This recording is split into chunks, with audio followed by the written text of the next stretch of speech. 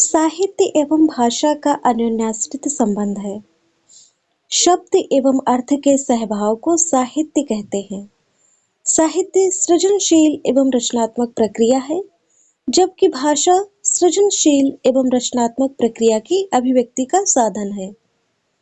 आचार्य भर्तृहरि का कथन है कि भाषा ज्ञान को प्रकाशित करती है। वाग्रूपता चेन्निष्क्रामे देवबोधस्य स्वाश्रुति न प्रकाशः प्रकाशेत सा ही प्रत्यवमर्शिनिः।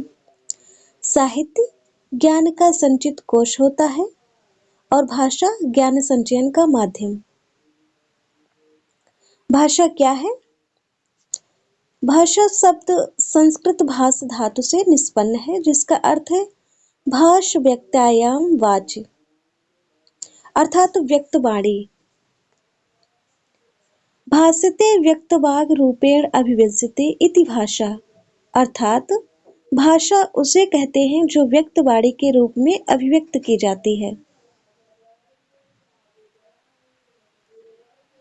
विद्वानों के कुछ परिभाषाएं भी दी हुई हैं, जिनको हम देखते हैं।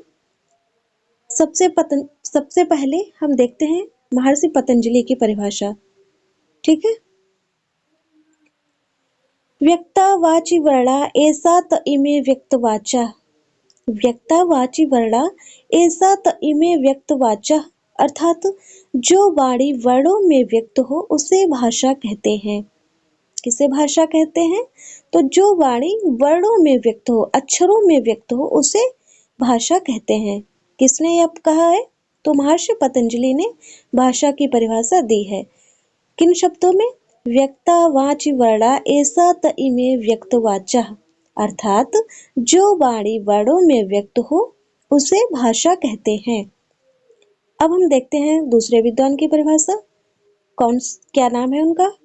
कामता प्रसाद गुरु।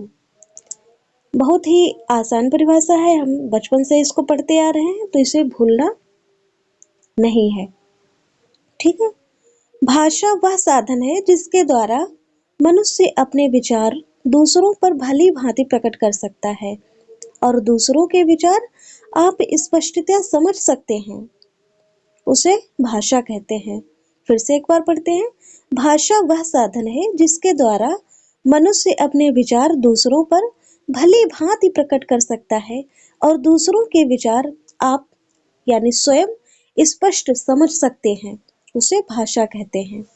ठीक है। किसने यह कहा है? तो कामता प्रसाद गुरु ने कहा है। अब देख लेते हैं डॉक्टर श्याम सुंदर दास की परिभाषा।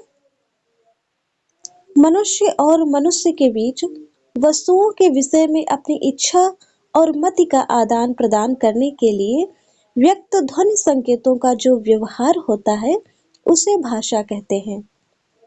आपको लग रहा होगा कि अब ये बहुत ही आसान सा टॉपिक है। आसान है, लेकिन इनमें से कोई भी परिभाषा आपके एग्जाम में पूछी जा सकती है, किसी भी विद्वान की परिभाषा।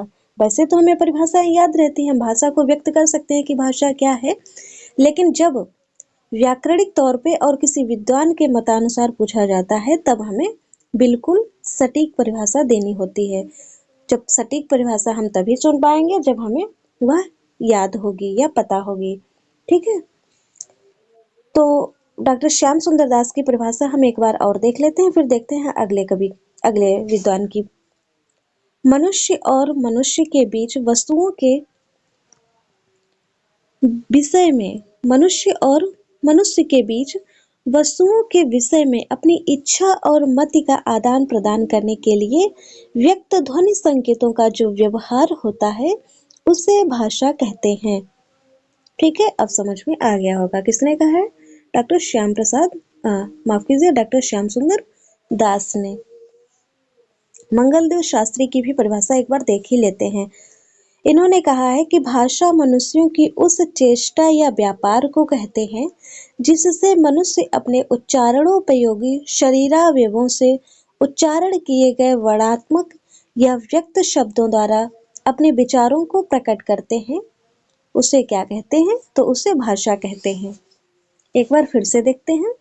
भाषा मनुष्यों की उस चेष्टा या व्यापार को कहते हैं जिससे मनुष्य अपने उच्चारणोपयोगी शरीरावयवों से उच्चारण किए गए वर्णात्मक या व्यक्त शब्दों द्वारा अपने विचारों को प्रकट करते हैं। उसे कहते हैं भाषा। फिर देखते हैं बाबूराम सक्सेना की परिभाषा, जो बहुत ही महत्वपूर्ण है या कई एग्जामों में पूछी भी गई है। ठीक है, कई परीक्षाओं में पूछी जा चुकी है। जिन ध्वनि चिन्हों द्वारा मनुष्य परस्पर विचार विनिमय करता है उनको समष्टि रूप से भाषा कहते हैं। जिन ध्वनि चिन्हों द्वारा मनुष्य परस्पर विचार विनिमय करता है, एक दूसरे के साथ आदान प्रदान करता है, किसका? वस्तु का नहीं, भावों का। जिन ध्वनि चिन्हों द्वारा मनुष्य परस्पर विचार विनिमय करता है, विचारों का विनिमय करता है, विचारों का आदान प्रदान करता है, उसको क्या कहते हैं? भाषा कहते हैं। उनको समष्टि रूप से क्या कहते हैं? भाषा कहते हैं। ठीक है, अब देखिए सुकुमार सेन की परिभाषा। अर्थवान कंठोदगीर्ण ध्वनि समष्टि ही भाषा है। अर्थवान कंठोदगीर्ण ध्वनि समष्टि ही भाषा है। अर्थवान होनी चाहिए और कंठ से उद्गीर्ण, कंठ से उत्पन्न होनी चाहिए, और ध्वनि संकेतों से के माध्यम से कंठ से जो उत्पन्न हो और जो अर्थवान हो, जिसका कोई अर्थ हो, सार्थक हो, उसे क्या कहते हैं? भाषा कहते हैं। ठीक है, यह परिभाषा किसने दी है? सुकुमार सेन ने दी है। चलो अब भोलानाथ तिवारी की भी देख लेते हैं। सभी महत्वपूर्ण विद्वानों की परिभाषाएं दी हुई हैं यहाँ पे, कुछ भी छोड़ना उचित नहीं है, हमें सब पढ़ लेना चाहिए। ठीक है, पता नहीं कहाँ से क्या पूछ दिया जाए।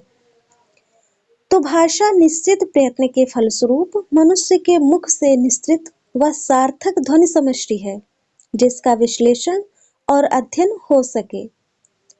भोलानाथ तिवारी जी ने क्या कहा है? भाषा निश्चित प्रयत्न के फलस्वरूप मनुष्य के मुख से निश्चित वह सार्थक ध्वनि समष्टि है, जिसका विश्लेषण और अध्ययन हो सके। डॉक्टर भोलानाथ तिवारी। अब अगली भी परिभाषा देख लेते हैं। भाषा यादृच्छिक रूढ़ उच्चारित संकेतों की वह प्रणाली है जिसके माध्यम से मनुष्य परस्पर विचार विनिमय, सहयोग अथवा भावाभिव्यक्ति करते हैं। अब भाषा की हम विभिन्न परिभाषाएं देख ली हैं, जिनसे हमें समझ में आ जाता है कि भाषा क्या है या भाषा को हम कैसे परिभाषित कर सकते हैं। ठीक है, चलो पांडुरंग दामोदर गुड़े की भी देख लेते हैं। ध्वन्यात्मक शब्दों द्वारा हृदयगत भावों तथा विचारों का प्रकटीकरण ही क्या है? भाषा है। ध्वन्यात्मक शब्दों द्वारा हृदयगत भावों तथा विचारों का प्रकटीकरण ही क्या है? भाषा है। किसने कहा है? डॉक्टर पांडुरंग दामोदर गुड़े। ठीक है, ये थे भारतीय विद्वान। अब हम देखते हैं पाश्चात्य विद्वानों के मतानुसार भाषा क्या है। तो सबसे पहले हम किसकी परिभाषा देखते हैं? मैक्स मूलर की। भाषा और कुछ नहीं है, केवल मानव की चतुर बुद्धि द्वारा आविष्कृत एक ऐसा उपाय है जिसकी मदद से हम अपने विचार सरलता और तत्परता से दूसरों पर प्रकट कर सकते हैं, और जो चाहते हैं कि इसकी व्याख्या प्रकृति की उपज के रूप में नहीं बल्कि मनुष्यकृत पदार्थों के रूप में करना उचित है। एक बार फिर से देखते हैं। भाषा और कुछ नहीं, केवल मानव की चतुर बुद्धि द्वारा आविष्कृत एक ऐसा उपाय है जिसकी मदद से हम अपने विचार सरलता और तत्परता से दूसरों पर प्रकट कर सकते हैं, और जो चाहते हैं कि इसकी व्याख्या प्रकृति की उपज के रूप में नहीं बल्कि मनुष्यकृत पदार्थ के रूप में करना उचित है। ठीक है, अगली परिभाषा हम देखते हैं। ध्वन्यात्मक शब्दों द्वारा विचारों का प्रकटीकरण ही भाषा है। कितनी आसान सी परिभाषा है और बहुत ही महत्वपूर्ण भी है, इसीलिए मैंने इस पे निशान भी लगाया है। ध्वन्यात्मक शब्दों द्वारा विचारों का प्रकटीकरण ही क्या है? भाषा है। ध्वन्यात्मक शब्दों द्वारा विचारों का प्रकटीकरण ही भाषा है, हेनरी स्वीट कहते हैं। क्रोचे की भी परिभाषा देख लेते हैं। भाषा उस स्पष्ट, सीमित तथा सुसंगठित ध्वनि को कहते हैं जो अभिव्यंजना के लिए नियुक्त की जाती है। क्रोचे कहते हैं कि भाषा हम किसको कहते हैं? उस स्पष्ट, सीमित तथा सुसंगठित ध्वनि को कहते हैं जो अभिव्यंजना के लिए, अभिव्यंजना यानी अपने भावों को अभिव्यंजित यानी व्यक्त करने के लिए नियुक्त की जाती है, उसको भाषा कहते हैं। ठीक है। भाषा एक प्रकार का चिन्ह है। चिन्ह से तात्पर्य उन प्रतीकों से है जिनके द्वारा मनुष्य अपना विचार दूसरों पर प्रकट करता है। ये प्रतीक भी कई प्रकार के होते हैं, जैसे नेत्रग्राह्य, श्रोतग्राह्य एवं स्पर्शग्राह्य। वस्तुतः भाषा की दृष्टि से श्रोतग्राह्य प्रतीक ही सर्वश्रेष्ठ है। अब यहाँ पे एक परिभाषा ये देखिए ओतो स्पर्शन की। मनुष्य ध्वन्यात्मक शब्दों द्वारा अपना विचार प्रकट करता है। ठीक है। मनुष्य ध्वन्यात्मक शब्दों द्वारा अपना विचार प्रकट करता है।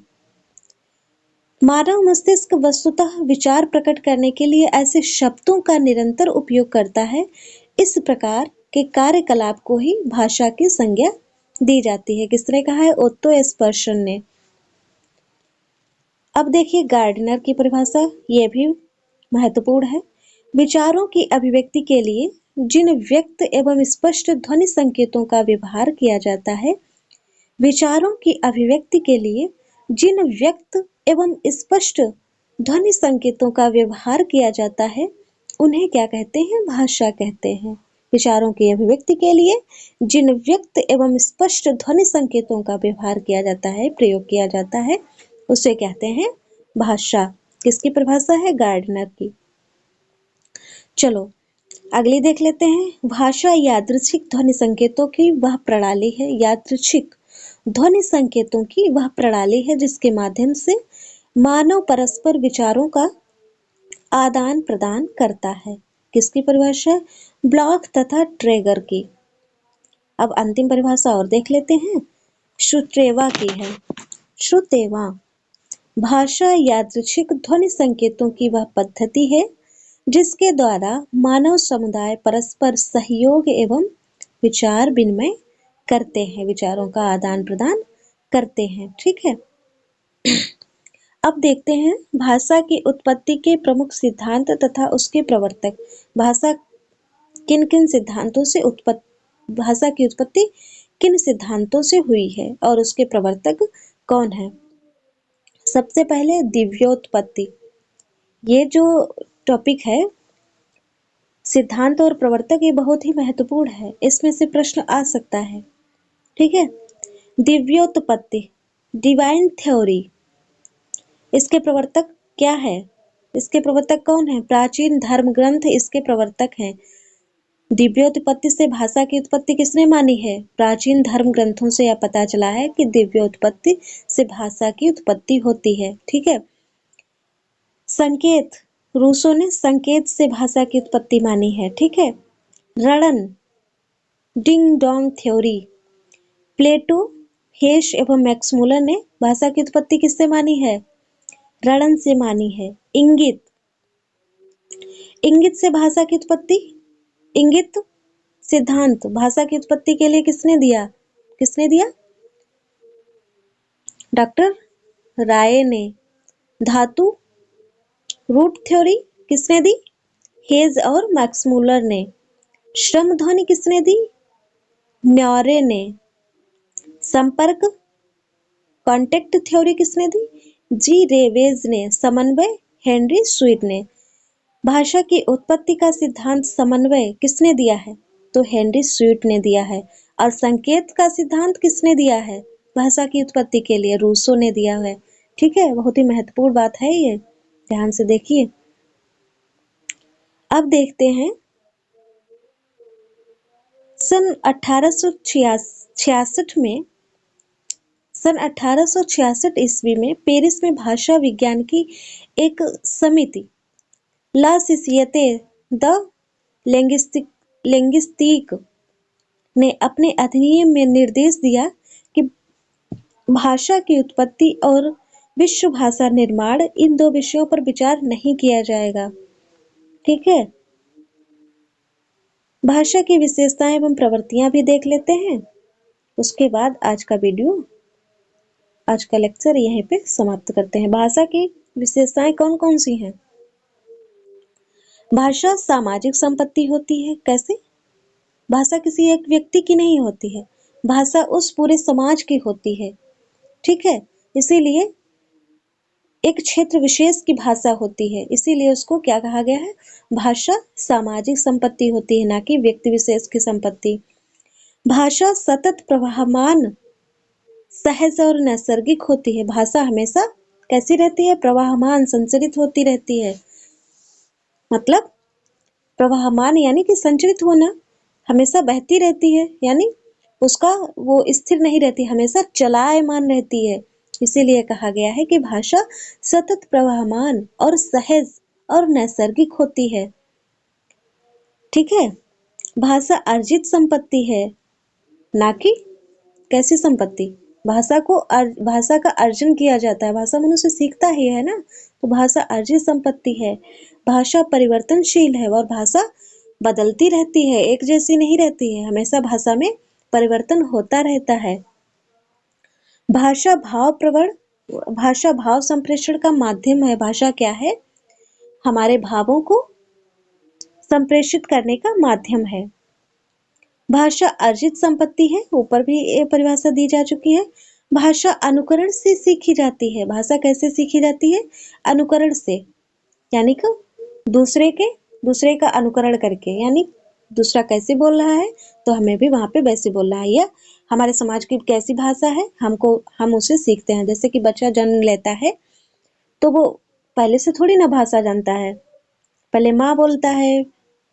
ठीक है, माँ बोलने के लिए माँ का उच्चारण करता है, आगे पिता बोलने के लिए पिता का उच्चारण करता है। तो भाषा कैसी है? अनुकरण से सीखी जाती है। किसी को बोलते सुनता है या कोई बुलवाता है उसको, तभी तो बोलता है।